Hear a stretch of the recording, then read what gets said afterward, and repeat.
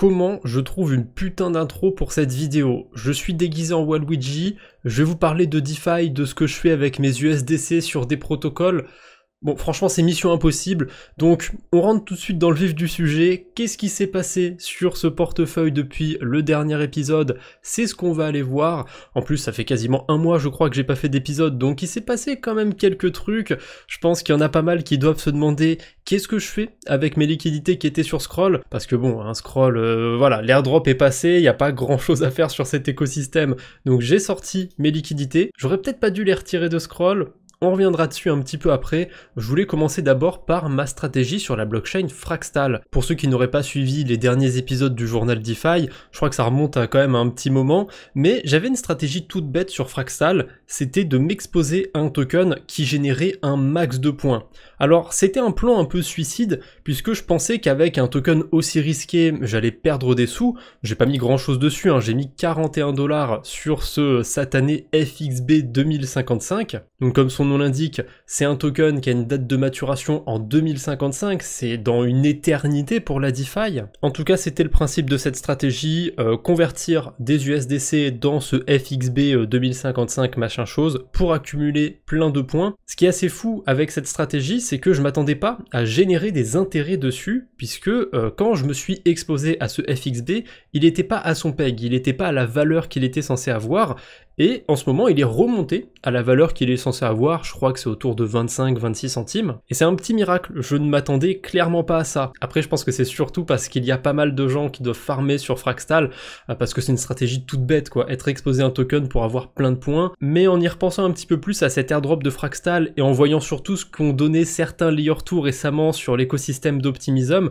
très récemment on a eu l'airdrop de Chroma qui était plutôt catastrophique, celui de Scroll, bon c'est pas sur l'écosystème d'Optimism, mais il était pas terrible non plus, donc je me dis, est-ce que Fraxtal, honnêtement, ça peut donner quelque chose d'intéressant?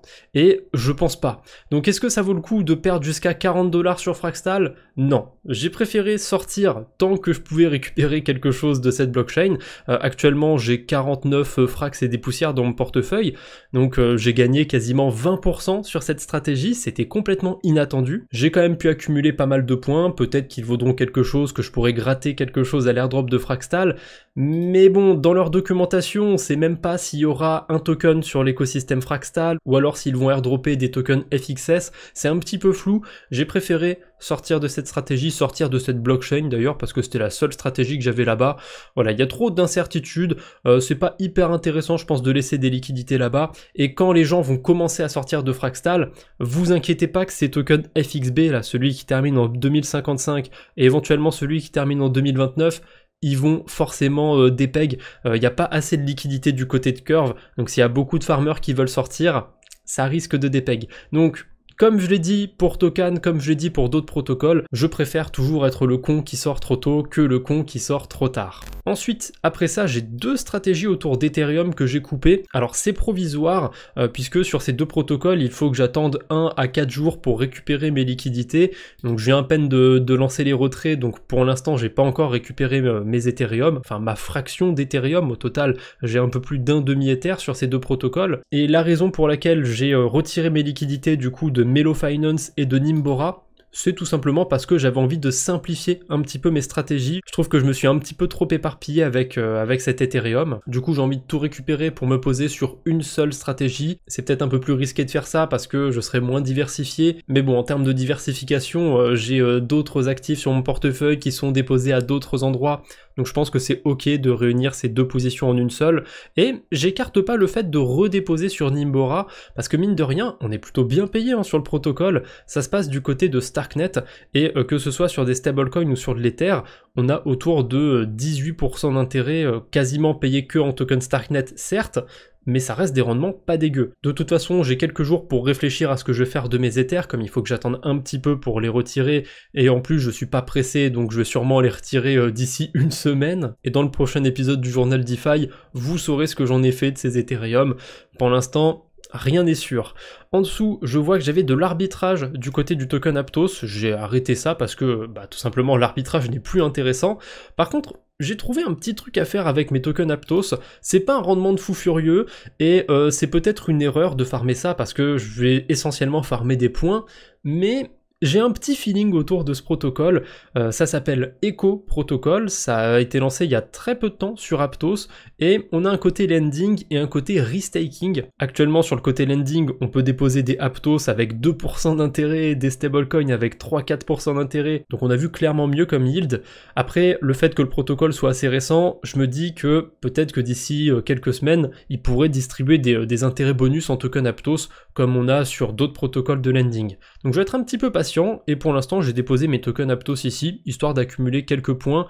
J'ai vu qu'ils avaient levé des fonds, on sait pas combien de fonds ils ont levé, mais il y a pas mal d'investisseurs dans le lot. On a Aptos, on a Movement, on a certaines baleines comme Arthur Hayes, on a ABCDE qui a investi dans beaucoup de projets Bitcoin. Honnêtement, je trouve que c'est plutôt solide de ce côté-là. Par contre, il y a un truc assez dérangeant sur Echo Protocol, et je pense qu'on va le voir de plus en plus sur d'autres protocoles, c'est que les investisseurs, ils ont des avantages sur tous les points. Jusqu'ici, les investisseurs, ils étaient à peu près au courant de quand est-ce qu'un token allait faire son airdrop ou autre, donc les investisseurs pouvaient se positionner en avance sur certains protocoles, ils pouvaient savoir quand sortir par exemple. Mais là, c'est un peu plus vicieux sur Echo Protocol, on peut déposer du ABTC, donc c'est ça la partie restaking sur le protocole, et il y avait une limite de 2166 bitcoin, c'est quand même plus de 100 millions de dollars de bitcoin, donc il faut l'atteindre cette limite, mais elle a été instantanément atteinte. Donc je suis quasiment sûr que la limite elle a pas été choisie comme ça au pif, parce qu'à mon avis ils devaient savoir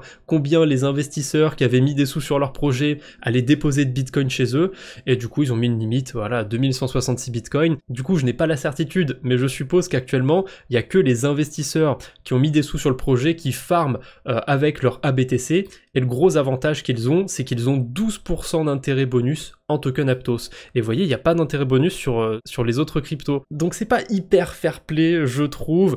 Bon, d'un côté, certes, les investisseurs, ils prennent des risques parce qu'ils mettent des sous sur le protocole, etc. Mais bon, c'est pas très juste, je trouve, par rapport aux utilisateurs lambda comme vous et moi. Mais ça m'a pas empêché de déposer des tokens Aptos dessus, vous me direz. Après, les tokens Aptos que j'ai déposés sur Echo Protocol, c'est uniquement des récompenses que j'ai eues en farmant sur Aptos. Et dans le pire des cas où je perds ces tokens Aptos, ben je relativiserai, puisque c'est que des gains de farming. Allez, on enchaîne avec Scroll. Qu'est-ce que j'ai fait des liquidités qui étaient sur Scroll ? Eh bien, je les ai envoyés sur la blockchain Core. Je sais pas si c'était hyper judicieux de sortir tout de suite de Scroll, j'ai pris un petit peu mon temps, je crois que je suis sorti une semaine après l'airdrop, mais finalement j'aurais peut-être dû rester un peu plus, parce que la stratégie que j'avais sur Scroll, c'était de parier à la hausse sur Ethereum, et là ces 2 derniers jours, Ether, Bitcoin, ils ont bien augmenté, Bitcoin il a failli faire un nouvel ATH, et du coup je suis passé à côté de quelques gains si j'étais sorti quelques jours après de cette stratégie, c'est pas dramatique non plus, mais j'ai quand même déposé mes liquidités sur Colend, un protocole de prêt d'emprunt dont je viens de faire une enquête sur la chaîne secondaire. Je vous invite à aller voir l'enquête, je vous mettrai le lien dans la description, parce que certes, on a 40% d'intérêt annualisé sur des stablecoins en déposant sur Colend, mais ça veut dire qu'il y a des gens qui empruntent avec 50-60% d'intérêt annualisé ces stablecoins. C'est un peu suspect, donc je vous donne un petit peu ma théorie dans mon autre vidéo sur la chaîne secondaire. Ça me fait pas particulièrement peur de déposer mes liquidités, à vrai dire. Le gros risque qu'il pourrait y avoir, ce serait un manque de liquidité. Si tous les stablecoins sont empruntés, et tant que personne ne rembourse ou tant que personne ne redépose de stablecoin, ça veut dire que je pourrais pas retirer mes USDC. Ça peut arriver, j'ai déjà vécu ça sur d'autres protocoles à l'époque. Il y a même une fois où ça s'était plutôt mal terminé en 2022. Mais bon, 2022 c'était une année assez particulière, vous me direz. Ensuite, il y a eu du mouvement du côté de la blockchain Sei. J'avais quelques stratégies là-bas, je farmais un petit peu sur certains protocoles. Pendant un moment, on avait des intérêts de fou furieux sur la blockchain Sei. On avait des intérêts bonus qui étaient vraiment indécents sur Sei. On était payé par la blockchain, distribuer des tokens Sei sur certains protocoles. Et maintenant que ça s'est estompé, qu'ils ont moins de tokens à distribuer, j'ai bêtement retiré mes liquidités pour aller ailleurs. Et je suis allé du côté d'Aptos. Voilà, j'ai déposé mes liquidités sur Superposition. Actuellement, le rendement est vraiment pas dégueu sur Superposition. Il y a 17% d'intérêt sur de l'USDC, dont une partie qui est payée en Aptos. Et par contre, ça c'est un peu particulier sur Superposition. En général, sur ce genre de protocole, on a un petit module à part où on peut aller réclamer les intérêts bonus quand on veut. Et là, les tokens Aptos, ils sont distribués de temps en temps. C'est même pas régulier, mais ils sont distribués de temps en temps directement sur le protocole. Ça veut dire que si je reviens la semaine prochaine, j'aurai quelques miettes de tokens Aptos qui vont traîner, que je vais pouvoir retirer du protocole.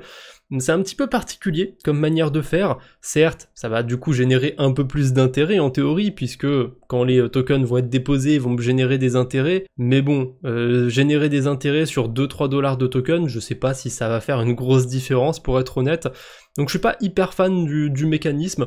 En plus, c'est distribué de manière un peu aléatoire, je trouve. Ça, c'est pas terrible. Mais bon, le rendement est sympathique, donc je vais pas trop cracher dessus, hein. Je prends mon 17% d'intérêt et je ferme ma bouche. Il y a un autre petit truc aussi, c'est du côté des meme coins. J'y ai pas touché. Je pense que je vais pas les garder très longtemps pour être honnête. Je m'attends pas à ce que ça aille aussi haut que sur la blockchain Sui. Par contre, je vois que j'ai récupéré 100 000 burritos. Je sais pas d'où ça vient, je sais pas ce que j'ai fait pour les récupérer. Et ça vaut pas grand chose, 1,34 $. C'est pas non plus énorme, mais écoutez, hein, c'est toujours ça de prix, je sais pas comment j'ai eu cet airdrop, mais je suis peut-être pas le seul, vous avez peut-être quelques tokens qui traînent sur votre portefeuille Aptos, c'est le mini airdrop du jour, hein, 1 $, c'est 1 $. Et enfin, les dernières choses qui ont bougé sur le portefeuille, c'est sur la blockchain Sui, j'ai revu un peu toutes mes stratégies sur cet écosystème.